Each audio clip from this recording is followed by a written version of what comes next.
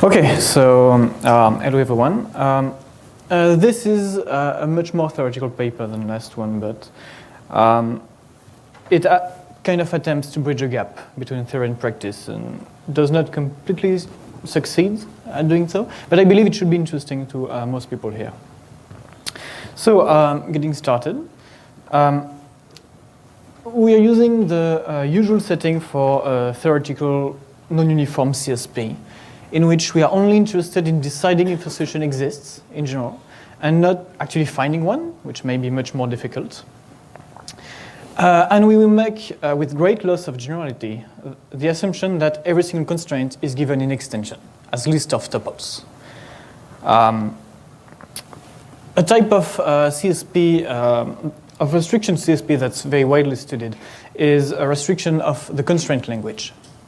You fix a set of relations, and you declare that those are the only relations you are allowed to use when you model your problem. So for instance, when you fix the set of relations to be linear equations modulo 3, you can solve in polynomial time through Gaussian elimination. But if you fix your set of relations, your constraint language to be the disequality relation, there are more than 3 elements, you won't be complete. And on the whole, what you obtain is a landscape where for each fixed language, you have fixed you have a certain complexity for the corresponding restriction. One could imagine that when you fix languages, you can have restrictions that are very, very easy, polynomial time, very difficult, and be complete, or in between, in intermediate classes predicted by Ladner's theorem.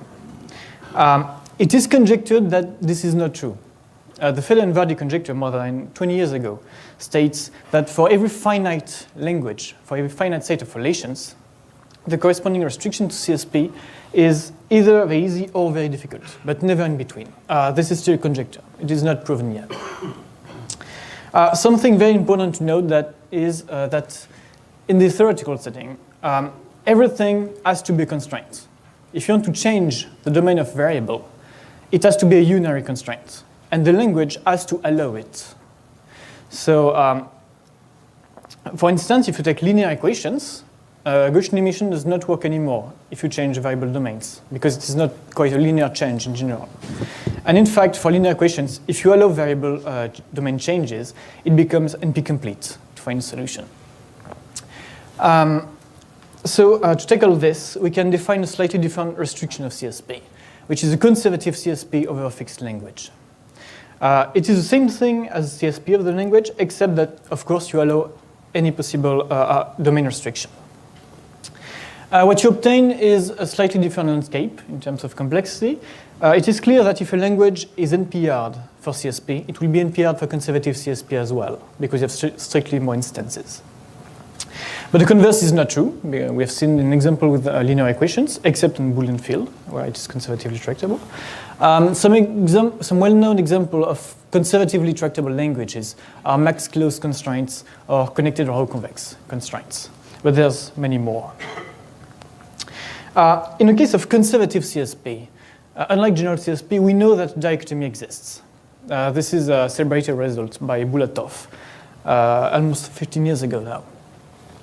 And in order to prove this dichotomy, Bulatov gave a universal criterion for a language to be conservatively tractable. And in this talk, we will be concerned about deciding whether this criterion holds if you are given an input a constraint language. Trying to decide if this language induces a conservative CSP that is tractable or NP-complete. To see that this problem is non-trivial, we need to state this universal criterion for tractability. As usual, it is stated in terms of polymorphisms. A polymorphism is, in a sense, an operation which maps k element from the domain to one new element. And this operation has to preserve every single relation in the language. By preserving, I mean you apply component-wise this operation on any choice of k tuples from a relation. You have to obtain a tuple of this very same relation. Let us take a simple example to illustrate this. We are on the Boolean domain. We have this operation f, which is the exclusive OR over 3 variables. And we want to know if f is the polymorphism of this relation R. F is ternary, so we are supposed to try triplets of tuples. Applying f component-wise on these three tuples. First column we get 0, second column 0, third column 0 as well. So all in all, applying f to these tuples produce 0, 0, 0, which is in R. So this test is passed. And to check that f is indeed a polymorphism of this relation, we are supposed to test every other triple of tuples. So you might ask, why should we care about polymorphisms? The fact is, when you want to prove that a language induces NP-complete CSP, what you do is you use the relations you're allowed to use in order to build a gadget that simulates a very difficult relation, the disequality, for instance. And polymorphisms are great because they characterize exactly which gadgets you can or cannot make with your allowed relations. But this is for general CSP and not conservative CSP. For conservative CSP, we are looking for polymorphisms that not only preserve the relations of the language, but also all unary relation, or all domain restrictions. And this is equivalent to say that we are looking for polymorphisms which are conservative. They always map onto one of their arguments. And we get the analog result for conservative CSP, where the conservative tractability of a language is entirely determined by its conservative polymorphism. So naturally, the criterion for tractability will be stated in terms of conservative polymorphisms. We will need only 3 properties of polymorphisms. Many more exist. I believe you all know what it means for an operation to commute on a subset of its domain. We have also identities for being majority on a subset of the domain and minority on a subset of the domain. And the criterion states that if for every pair of domain value you have a polymorphism of the language, conservative polymorphism of the language, whose restriction to this particular pair is either commutative, minority, or majority, then the conservative CSP of your language is tractable. And conversely, if there exists one pair of values for which every single conservative polymorphism of the language, when restricted to that pair, is of neither of these 3 kind, then you are instantly NP-complete for a conservative CSP. Let us see how classical tractable classes fit in this theorem. So connected row convex constraints can be characterized in terms of having the median polymorphism, simply a ternary operation which returns the median of its values. A median is conservative, this is nice, and it is majority everywhere. So it's kind of a global property, and by the theorem, connected row convex constraints are indeed tractable, conservatively tractable. Another example is max closed constraints, which by definition have the max polymorphism, which is conservative and commutes everywhere in the domain. So again, it satisfies the criteria for tractability. And finally, XOR-SAT, which is simply linear equation in Boolean field, as the unique minority operation in the Boolean domain. So again, it satisfies the criterion for conservative tractability. But this theorem is interesting because it states that even if you have a domain which mixes up all these properties, I mean that the domain will locally behave like a set of linear equations and locally behave like connected or convex constraints, you can still solve in polynomial time. But of course, it requires a much more sophisticated algorithm which generalizes everything that was known before. We'll be interested in deciding, as I said, whether a language is conservatively tractable or not. And so using the criterion, this is equivalent to deciding if a given input constraint language has these nice conservative polymorphisms for every pair of domain values. So you might ask, why is this interesting? If some of you were at Tuesday's talk of Dave Cohen on the theory session, he had one question, and he was presenting a nice characterization of a tractable class, but the membership in this tractable class was NP-complete. So it was a beautiful result. And there was one question by Rina Dekter, I believe, who said, if membership is hard, what's the use of it? And that is the same situation we have here. We have a nice characterization of all tractable conservative languages, which is extremely general, and it's a huge tractable class. And we have a nice algorithm, but it would be a shame if deciding whether or not we can apply this algorithm to a CSP isn't P-complete. So this is a beautiful result, but can we make it useful? When we look at the criterion, deciding whether a language is conservatively tractable is in NP, because you can always give the polymorphism and you can check them in polynomial time. But you can't enumerate all possible polymorphisms because you have an exponential number of candidates to be witnesses for conservative tractability. So can we do better than that? And the main result and take-home message of this talk is, yes, you can. Given an input to constraint language, you can decide in polynomial time if this dichotomy criterion holds for this. And thus you can decide if you can use Bulatov's nice algorithm.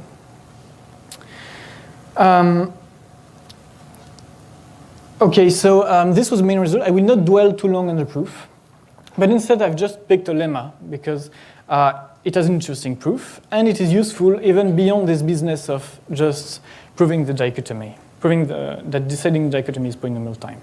This is a lemma about linear strong Maltsev conditions, which is a barbaric name to say a set of identities that is finite and does not involve composition. So on the left, you have the identities that define minority operations.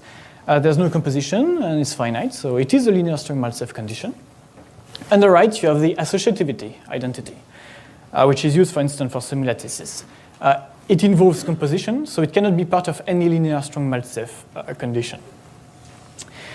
We need one more definition for this lemma, which is that of a semi-uniform algorithm.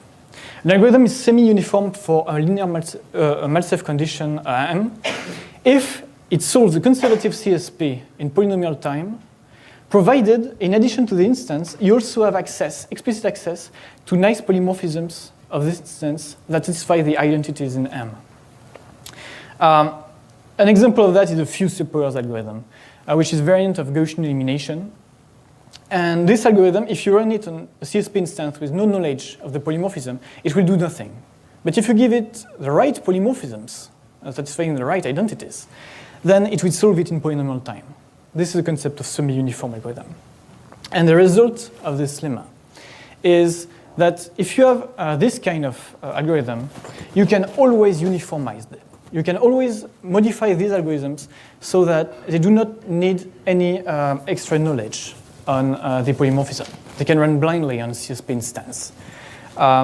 This is interesting because usually semi-uniform algorithms are purely theoretical, because in CSP you don't get polymorphisms with instances. And this can kind of open the way for using this kind of algorithm, at least in the conservative case. As I said, the proof was interesting. The idea is simply, of course, to add before the semi-uniform algorithm, which requires a key to run, a polynomial time algorithm that will look at the language of the instance and produce the conservative polymorphism of this instance that satisfy the identities in the linear strong Maltsev condition in polynomial time.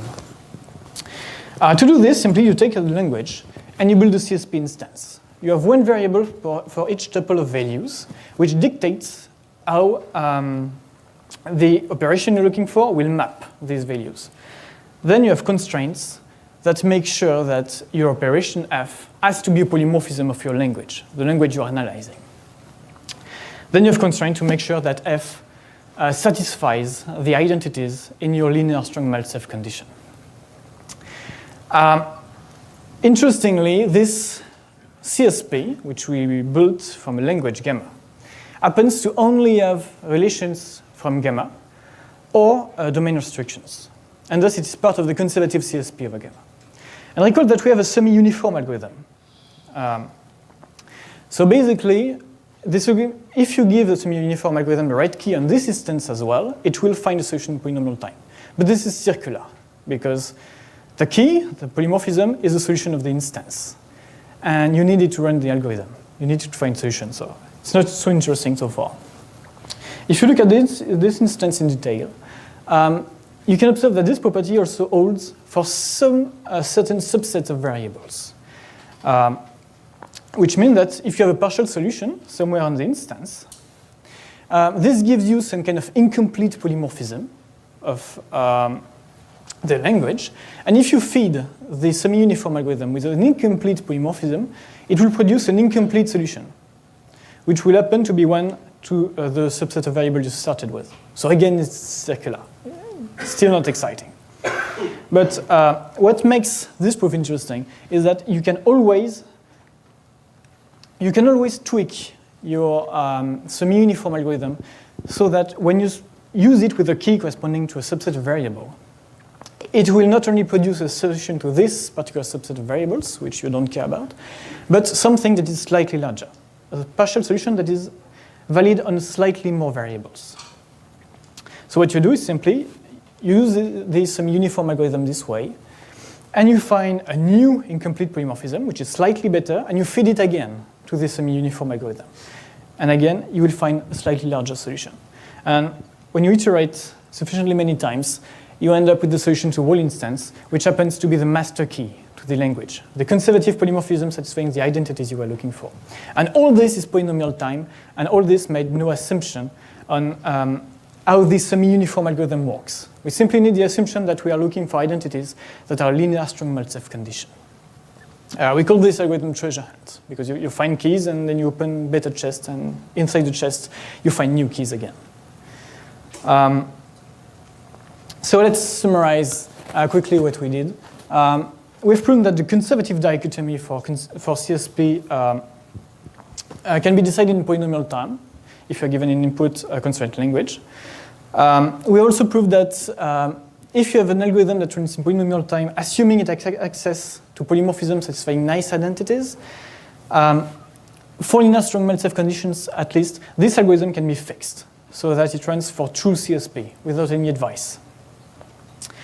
In terms of future research, the most observant of you will have seen that I did say my algorithm was polynomial time. I did not state its exact time complexity. So is it quadratic, is it cubic? In fact, the complexity is so high, it's not meaningful to compute it exactly.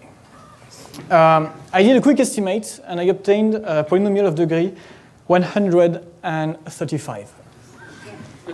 This is a bit of estimating, but it should not be very far off the mark. So I'm anticipating a bit of the questions, and what's the use of it? The fact is, it proves that this dichotomy problem is polynomial time. It cannot be provably, there cannot be provably no efficient algorithm for that. And when you look at the algorithm, it has a succession of steps, and every single step is reasonable in terms of time, except one, which blows up completely.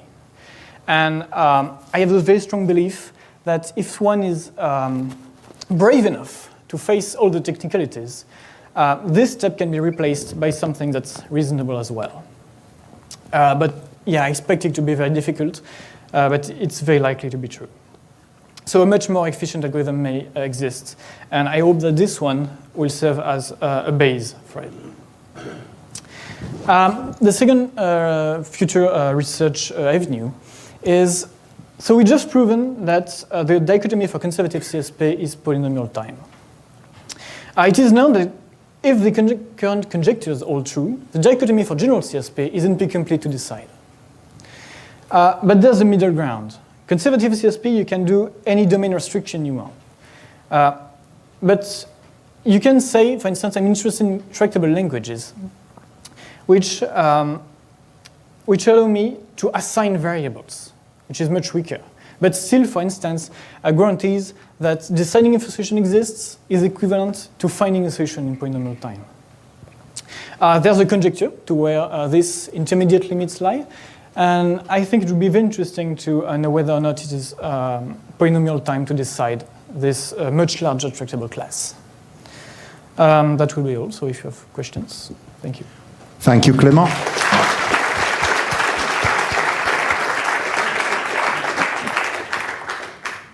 Maybe one quick question. So if your algorithm says, after running for into the 135 steps, when it returns, it says, yes, the problem is tractable. Yeah. Does it actually, can it also output the code for the polynomial time algorithm? Like you need some polymorphism. Does it return the tools that you need? It returns everything. In fact, well, not quite everything, but it returns the detailed algebraic structure of the constraint language. So you can feed it to the algorithm for solving the actual instances. So yeah, it does much more than just deciding the dichotomy. It tells you a lot about the structure. Okay, thank you. Thank you, Clément, very much.